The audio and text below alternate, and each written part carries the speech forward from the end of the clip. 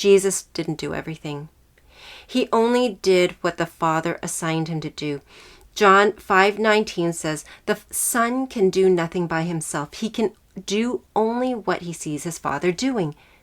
I mean, think about that. Ponder upon that. Sit upon that. Jesus healed many people, but not every person. He taught many crowds, but not every crowd. He was purposeful about his assignment, not exhaustive about his availability. Are you a corporate, professional, or entrepreneurial mom committed to making a difference in your work and maintaining your priorities? Do you have the guilt loop running on repeat, whether leading a team or leading your family? Welcome to Leadership for Busy Working Moms. I'm your host, Susan, also a high performance and leadership coach. From working in New York City in the high-end fashion world to being a teacher, I created the Aligned Leadership Method, a strategy to align my life to Christ. Out of that overflow, there was an alignment of my leadership that seeped into every facet of my life. You can align any season of your life so that you can be fruitful at work and home. Are you ready to dive in? Get your earbuds on and open your journal and Bible. It's time to align your leadership. Before we get into today's episode, I want to ask you something. You've built a business that works. Your offer converts, your brand has traction, revenue is real. So why does scaling to that next level still feel so hard? Here's what I know. You didn't hit a revenue ceiling. You hit an identity ceiling. The woman who built this business from nothing cannot be the same woman who scales it. And every decision still passing through you isn't a delegation problem. It's an alignment problem. I put together a free guide called Aligned to Multiply, and it comes with a companion audio training that goes even deeper. Inside, I walk you through exactly where that gap is costing you in your business, your family, and your walk with God, and 3 specific shifts that close it for good. If you're ready to stop being the ceiling on your own business, head to susanrowe.com/resources to grab it. Again, that's susanro.com/resources. It's free, and it might be the most important 20 minutes you spend this week. If I don't do it, it won't get done. Nobody could do this as well as me. It's just faster if I do it myself. Now, if any one of those sentences just made you nod, I need you to hear something today. This is not a productivity problem. This is a leadership problem, and it has a name in Scripture long before it ever showed up in your business. Welcome to Leadership for Busy Working Moms. I'm Susan Rowe.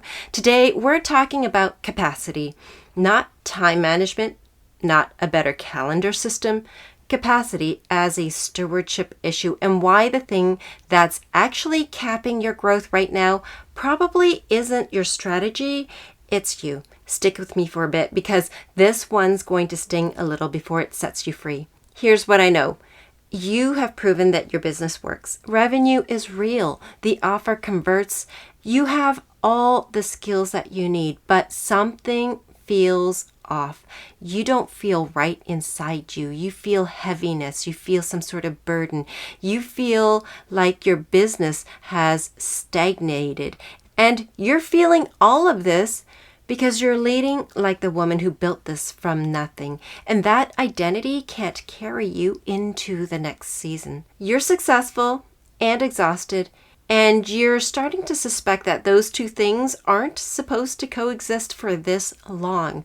Now, if that's you, today's episode is going to give you language for what's actually happening and one exercise that will show you the truth in black and white by the end of this week. So first off, we're going to start from Exodus 18 because Moses is basically running the first case study on a founder burnout in the entire Bible.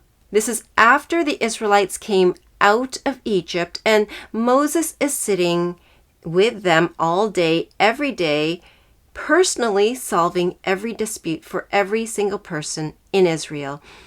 And his father-in-law, Jethro, shows up and watches this for a day and says something I want you to really sit in.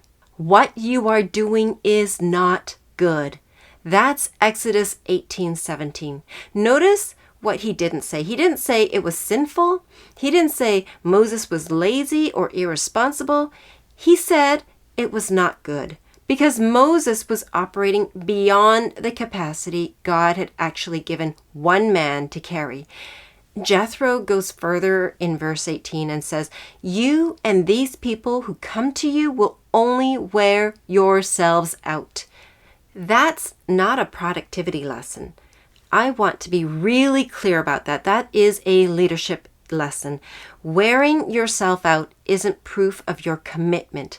Sometimes it's proof you are confusing responsibility with ownership.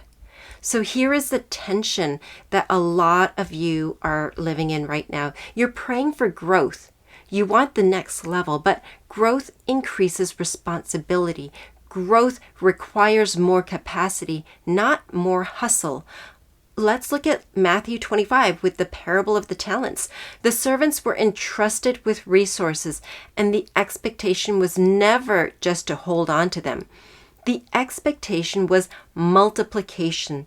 So I want you to ask yourself something honestly this week. Am I stewarding this business in a way that actually allows for multiplication? Or have I quietly structured it so everything depends on me?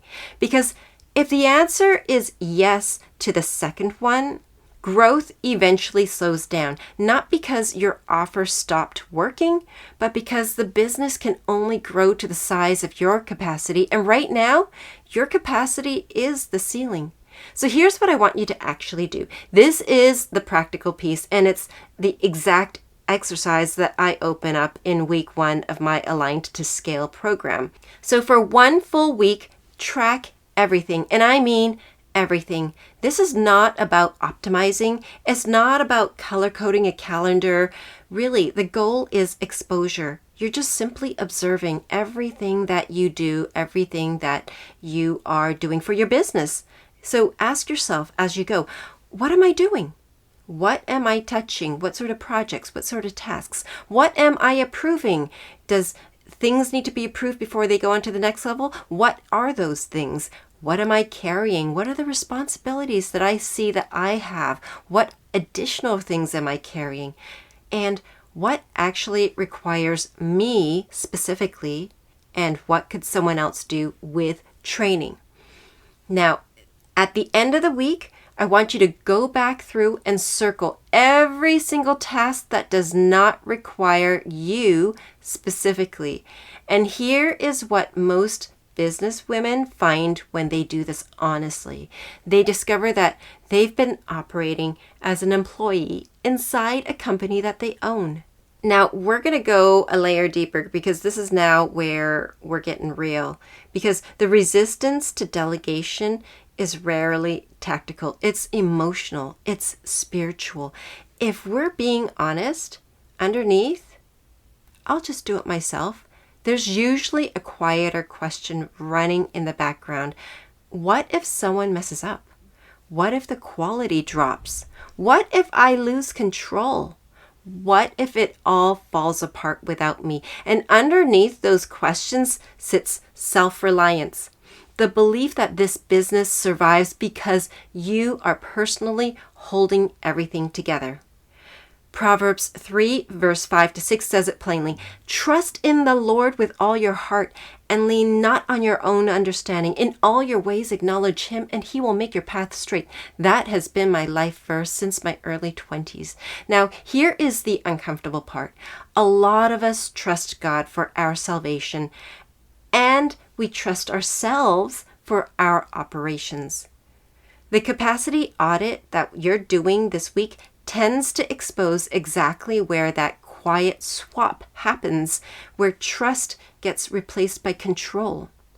Now, I want to leave you with one more picture because I think it's the most freeing thing in this whole episode. Jesus didn't do everything. He only did what the Father assigned him to do. John 5:19 says, the Son can do nothing by himself. He can do only what he sees his Father doing. I mean, think about that. Ponder upon that. Sit upon that. Jesus healed many people, but not every person. He taught many crowds, but not every crowd. He was purposeful about his assignment, not exhaustive about his availability. So the question I want you carrying out of this episode today isn't, what can I do? It's, what has God actually assigned me to do? Those are actually two completely different ways to lead a company. So here is your challenge this week. Go ahead, conduct your own capacity audit. Track every hour, track every task, then circle everything that does not require your unique calling, your gifting, your authority, your leadership. Because here's what I want you to walk away believing today. Your next level of growth probably doesn't require a better strategy. It may require releasing what God never assigned you to carry in the first place. Stewardship is not doing more. Stewardship is faithfully managing what belongs in your hands and courageously releasing what doesn't. You didn't hit a revenue ceiling, you hit a capacity ceiling. And no funnel, no hack, no new strategy is going to fix that. Only alignment will. If this episode named something you've been feeling but couldn't quite put words to, I built something for exactly this moment, and it's called the Capacity Audit Intensive, and it walks you through this exact exercise with me so you leave with a real delegation roadmap instead of just a list of everything you're carrying. You can find it at susanrowe.com, and I'll drop the link in the show notes. As always, if this episode spoke to you, take a screenshot, tag me on Instagram, and let me know that you're circling on your own capacity audit this week. I'll see you next time. God bless you, sister. Hey, Mama, you made it to the end. And listen, if you learned something new and you already see the great value in this podcast, share this episode and bless another mom who's in the weeds of all the busy. Also, would you leave a review for the show on Apple Podcast? This matters so much to empower and encourage another mom around the world. Together, we can encourage one another to align our leadership as we lead ourselves first in Christ. It matters to your families and for future generations to come. You are making a generational impact. God bless you.